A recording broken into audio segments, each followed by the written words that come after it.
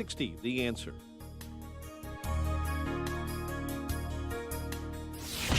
From the Matrix Home Solutions studios, this is Chicago's Morning Answer on AM 560, The Answer. Listen to AM 560, The Answer, online at 560theanswer.com, on the AM 560 mobile app, and your Alexa-powered smart speaker, on TuneIn, iHeart, and radio.com.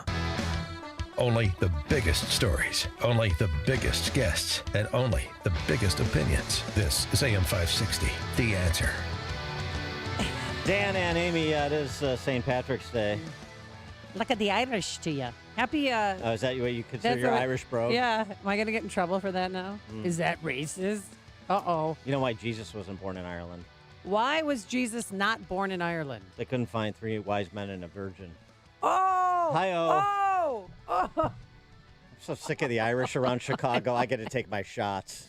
I know, you always said that. Largest Irish population outside of Dublin. in the country, in Cook County. Boy, hasn't that worked out well.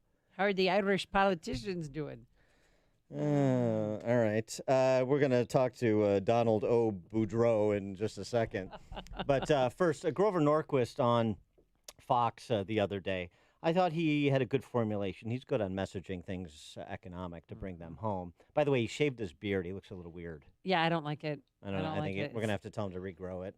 But here's what he had to say about how to understand the forthcoming Biden tax increases. Corporate rate, increasing the corporate rate like north of China. That doesn't make a lot of sense in terms of international competitiveness, but we'll get to that. As well as doubling the rate on capital gains. Doubling the rate on the capital gains, that's for rich people. Not exactly. 53% of American families have a 401k or an IRA. All of their life savings is going to be damaged by Biden's tax increases on the corporate income tax. He wants to take it up higher than China's corporate income tax.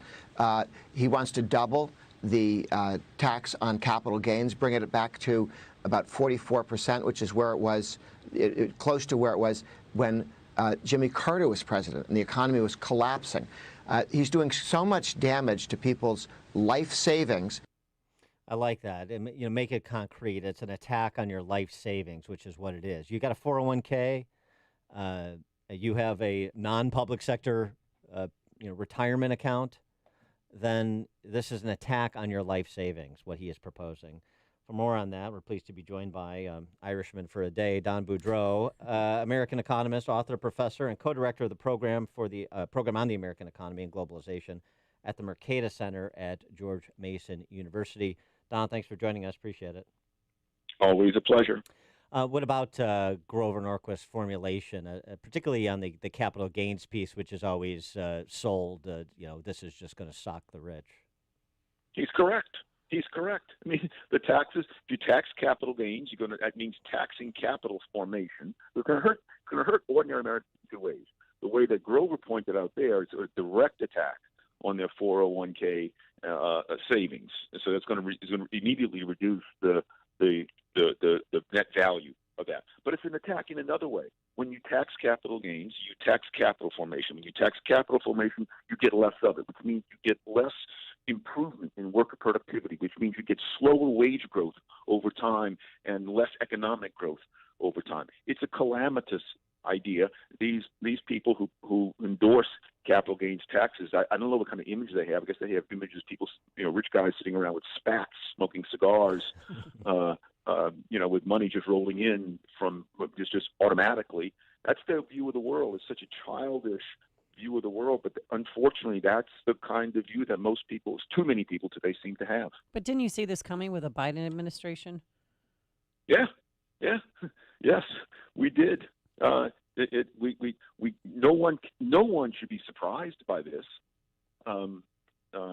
He didn't really hide it. I think a lot of people thought, well, Biden is not as radical as Bernie Sanders or as that woman from Brooklyn. I don't like to say her name, but it was clear to me from the start that he just wants power. He wants to be president. And he understands that the center of his party is way far on the left, and so he's not going to do much to buck them because he needs their support. And so he's along for the ride. He's along for the progressive ride to take us to more statism, more restraints on economic growth, more assaults against ordinary Americans, more special interest boondoggles, more fiscal incontinence, which is what we're now getting. It's terrible. And the proposed global collusion on tax rate setting. Janet Yellen, Treasury Secretary, going to circumnavigate the globe to get everybody on board to set a standard corporate tax rate so that you don't have the ability to arbitrage locating your business overseas versus in your home country. So America won't get hurt when the Biden would ostensibly increase corporate taxes again by having companies offshore to countries that are more favorable in terms of tax treatment. Disgusting. Just simply disgusting.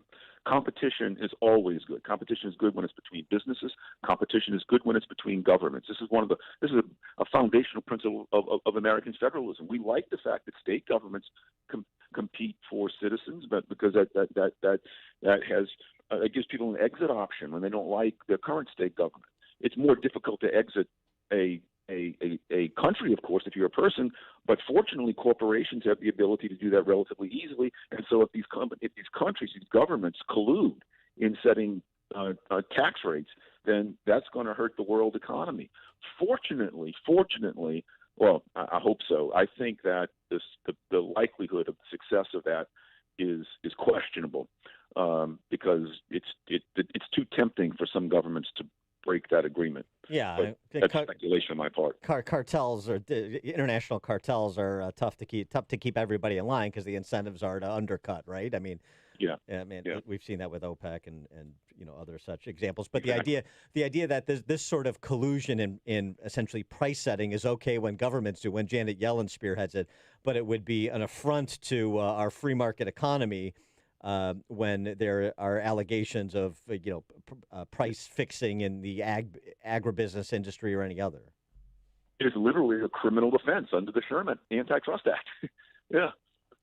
And so Janet Yellen's going around doing stuff that's held criminal, literally criminal, in other parts of our legal statutes. I love it. Coming up today, we have another pronouncement from the Federal Board of Mystics, headed by Jay Powell, on interest rates. And, I suppose we're going to continue getting sort of the middling rhetoric that keeps effectively this zero interest rate environment. And they continue to pretend they know how unwinding 10 years of quantitative easing and another $8 trillion on top of that, how they know how that ends. Yeah, I mean, I'm very pessimistic about that as well. I do not see, I think I mentioned to you before, Dan, I do not see how a government can create so much spending power as it has created in the past year, and at the same time so restrained the ability to produce things without it creating a huge risk of inflation. I don't trust the Federal Reserve. I don't think the Federal Reserve Board is capable of threading this needle by keeping inflation down when it starts to rear its head. I just think it's impossible. And switching over to COVID, you penned a piece over at the American Institute for Economic Research, which we often cite, economic research, and longed past time to break the silence on this tyranny. Of course, you're talking about the last year and the lockdown policies, and you invoke the great essay, if people haven't read it, the 1958 essay by Leonard Read called I, Pencil, which is a great tribute to a market economy and how it actually operates versus how politicians describe it operating. Long past time to break silence on this tyranny. When you say break the silence, explain what you mean by that. What should people be doing in response to what we've experienced in the last year in most places? I wish more people would speak out against it. I wish more people would protest it. It's not for me to sit in judgment of people in how they choose, what they choose to say and how they choose to say it. But I got to say it, I am disappointed in a number of, I won't name any names, but a number of my classical liberal and libertarian friends and acquaintances who I would have predicted 1 year ago would have been shouting from the rooftops with megaphones in opposition to this COVID tyranny. But so many of them have kept quiet. Not all, of course, Um, some have spoken up, but nowhere nearly the number that I thought would. I am shocked at the relative silence of people who are very ready to speak out properly against the minimum wage and trade restraints and immigration restraints and fiscal irresponsibility. I speak out against those things myself, but they're silent in what seems to me to be, not seems to me, I'm sure, is the single greatest instance of tyranny in America in my lifetime. Well, widespread. with respect to, so that's interesting, some of your colleagues, and we're not asking you to name names, but now we're talking about people who get this philosophically, get this economically in terms of impact. So how do you explain people that are that sort of in the know staying silent throughout? I don't know. That's a really good question. I talked to some of my closest friends about this, and we're mystified. I do not understand it. I do not understand it. I wish I had a better answer for you. I suppose some of these people, they must see the world fundamentally now differently than I see. You have any, that's fascinating to me because we talk about it in the context of parents and teachers and stuff all the time. Are they afraid to suffer some professional repercussion that they won't suffer, tackling the minimum wage on economic terms or something like this, perhaps? I'm sure that's probably true for some. I think also for others, it's the case that they really do, for reasons that are mysterious to me, really do believe this disease to be some sort of existential horror. But Dan, I wish I knew. It just baffles the heck out of me, and disappoints me. I understand why people on the left go along with it. They like government power. They think ordinary people are basically dumb as dust bunnies, and they need to be ordered around by the wise people in government. But classical liberals and libertarians are not like that. But when it comes to this tyranny, so many of them have been quiet. I'm dismayed by it. Yeah, they're not ready to leave it. They want to keep wearing the mask. They want to keep going with this COVID craziness. I call them COVID enthusiasts, really. Well, I mean, and it could just be, I'm not impacted. I'd rather enjoy some of the new protocols under COVID-19 lockdown. So, I mean, in terms of strict utilitarian basis, my life's a little bit better and more convenient. Yeah, look, that's right. Most of the people I know and have in mind, they're college professors, they're think tank types, and so their lives are pretty much, in fact, in some ways easier. Right? They stay at home, or you don't have to get dressed up. You don't have to, you get into traffic. The income is still largely there, but if it's just the freedom that isn't. That's all. It's just that. I mean, yeah, it's terrible.